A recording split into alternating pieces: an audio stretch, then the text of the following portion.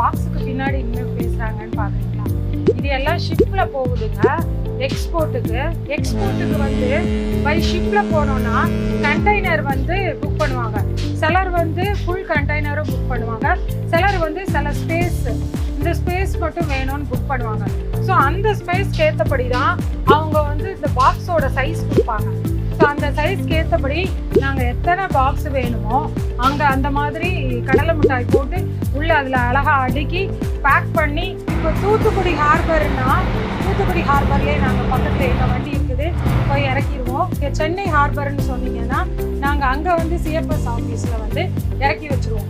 So இப்போ நீங்கள் ஒரு எக்ஸ்போர்ட்டராக இருந்தால் உங்களுக்கு கோவில்பட்டி கடலை மிட்டாய் ஸ்நாக்ஸ் வேணும்னா எங்களுக்கு காண்டாக்ட் பண்ணுங்கள். ஏன்னா எங்களுக்கு எக்ஸ்போர்ட் பண்ணுறதுல நிறைய அனுபவம் இருக்கிறதுனால நீங்கள் தாராளமாக எங்களை காண்டாக்ட் பண்ணலாம். கீழே தெரியுது.